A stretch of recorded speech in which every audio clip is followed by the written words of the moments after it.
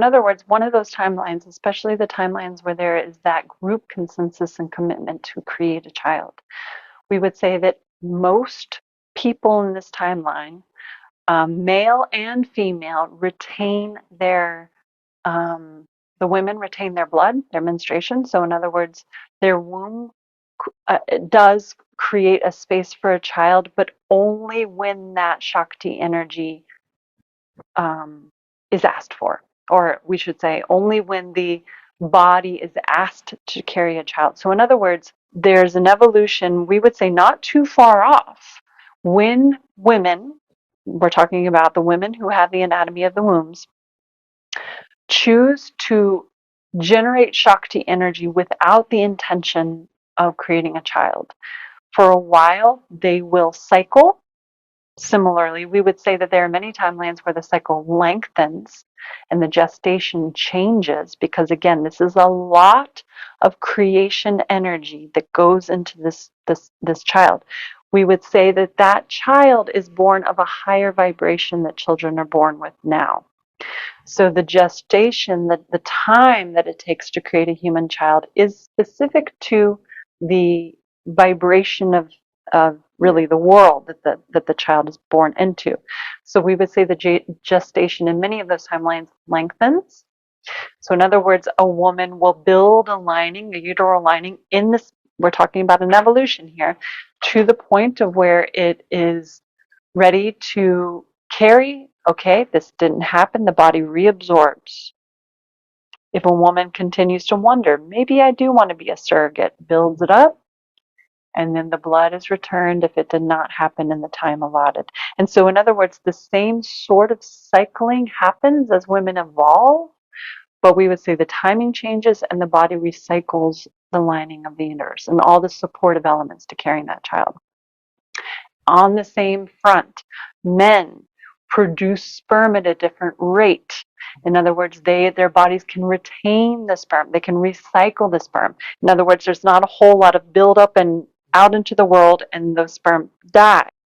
Again, there's this process of reclaiming that life force, reclaiming that actual egg and sperm, the same sort of thing. So that, again, if it doesn't arise and a man the male parts continue to desire to be a surrogate. We're using the term surrogate, but we would say that this is in the context that there will be two sacred dualistic parts coming together for a community. So in other words, we remember we come, we remember our role, we are given slightly different bodies in the same way that a person with a disability comes in as a soul from our vantage, knowing they're here to experience a disability on a soul level, maybe not consciously, but at a soul level they know. In the same way that a person who comes here to be an athlete is given a different body for that soul experience. So many people in the new earth incarnate remembering that they are here to experience Shakti energy. This does not mean they lose out on the pleasure of sacred genitalia coming together, because that's another life, that's another experience, that's another density. There's no jealousy because the soul has, in the same way that a person may not be jealous of a disabled person, or a person may not be jealous of an athlete. Do you see what we're saying?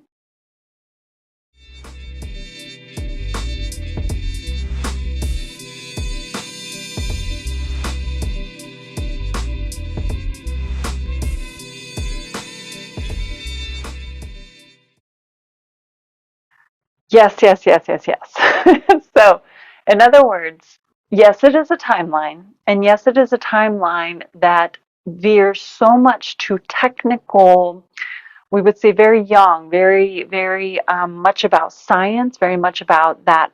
We'll call it an art of separation, because in our vantage, there is no right or wrong. Separation and unity, there are no right or wrong between the two. There is just experience. So in other words, the lab-grown baby is more of an experience of the separation, because yes, that baby is literally separated from a physical sense of being birthed. We would say that many of those timelines become so specific that the genome of that baby is selected. So in other words, it's not nature doing the chemical reactions the way that traditional childbirth is done. It is more of a choosing this trait, this trait, this trait, this trait, which the soul then goes, well, there's my order. So in other words, the human creativity from that very young intellectual stance creates the experience, and then it's the same process. Then the human soul goes, this is what I want to experience. There's my athlete's body or my disability, probably not a disability. So in some ways it limits what we would say is a very diverse way to experience a human body. So in other words, when it's left a lot to the blundering, we will say, it creates a rich bed of diversity so that many bodies, many spectrum, as diverse as our natural world is up for grabs for human souls, or souls that are choosing to be human. So these lab created babies are more about a creative construct that then starts to limit the type of body that a soul can choose. It's still human for a while, or we would say, of course, that the definition of human changes across timelines. But we would say that is very much an opportunity. What the similarities to what we are speaking to about a very probable timeline, and we're speaking to this group consciousness, we're speaking to the consciousness that has arrived here tonight, that is more probable that you all will experience that SHAKTI embodiment, that choosing very clearly with commitment to be a family unit to surrogates. We're going to use the term surrogate because there is an ownership for everybody who contributes very strongly. We want to emphasize when someone sends their SHAKTI energy to a couple who's conceiving, it is impactful. And remember, it creates a higher vibration for that soul to enter.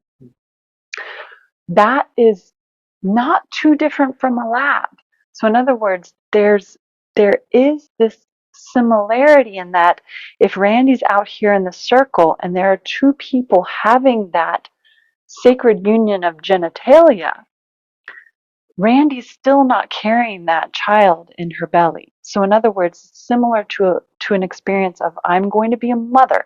I'm going to be a guardian to this thing that has not grown in me. Notice that parallel that in these two timelines, though one is very intellectual, one is very human, creative choosing, less about bodily life force and more about intellectual selection, that there is still this opportunity of being selective about creating life. So in other words, if more people are choosing a lab versus a blundering act to try and remember union, we don't want to say try. That's Randi's judgment there. That's Randi looking back at her lineage. But we want to say that these opportunities don't make one better or worse. It's just from a different vibrational vantage. Yes? Do we answer that question? Yeah.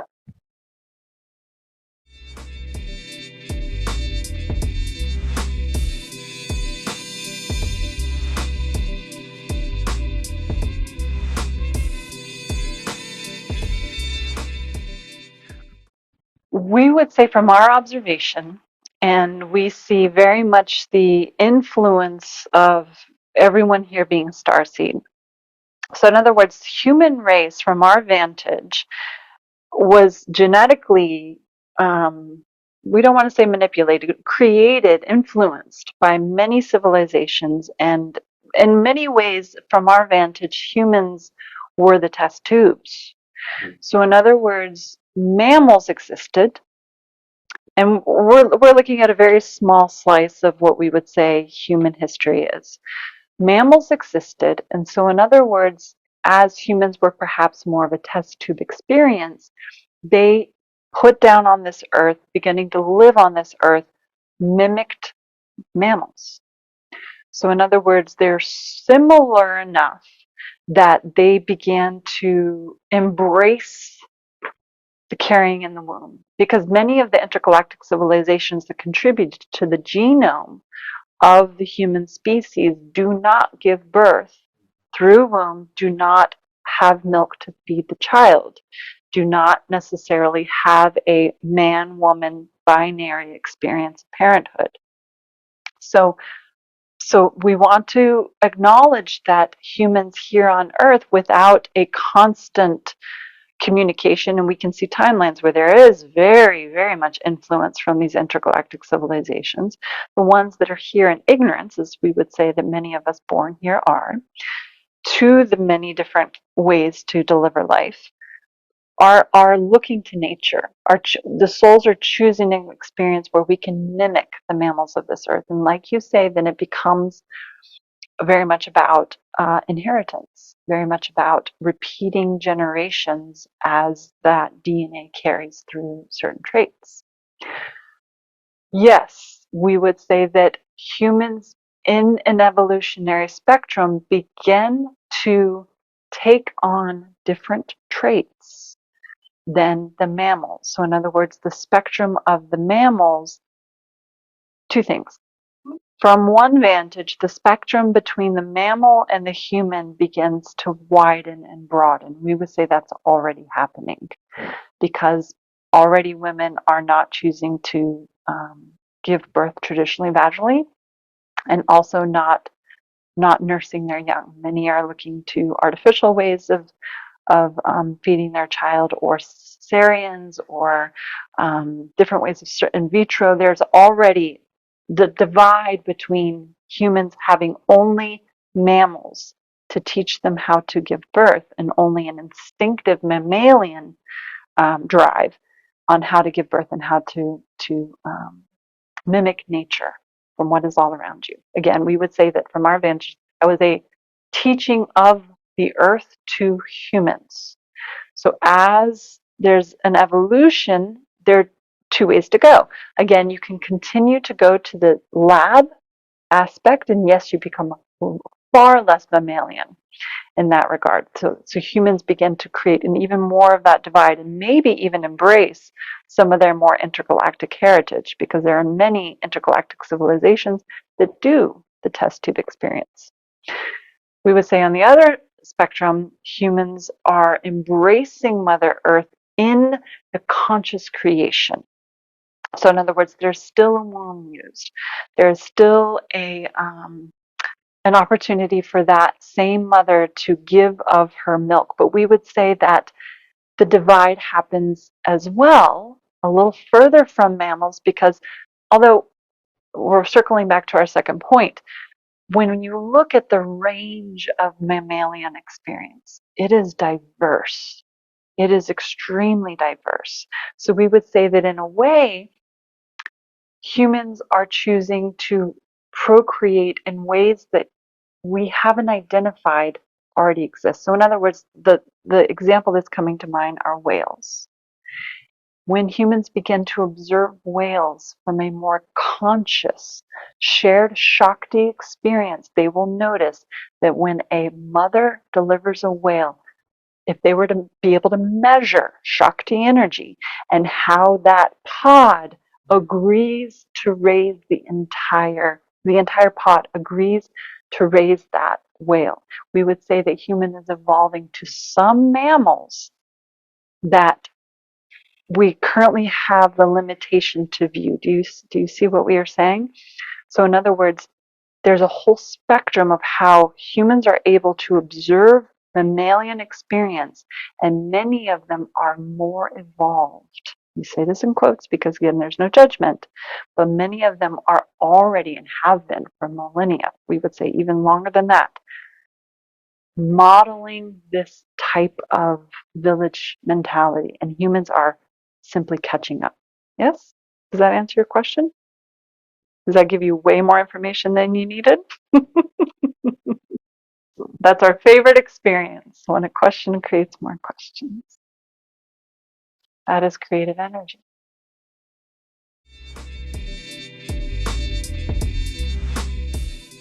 We acknowledge deeply that we say the things that we say because you brought your experience, whether you remember it or not, whether it is yet to be lived or not. We are you. Thank you. Namaste.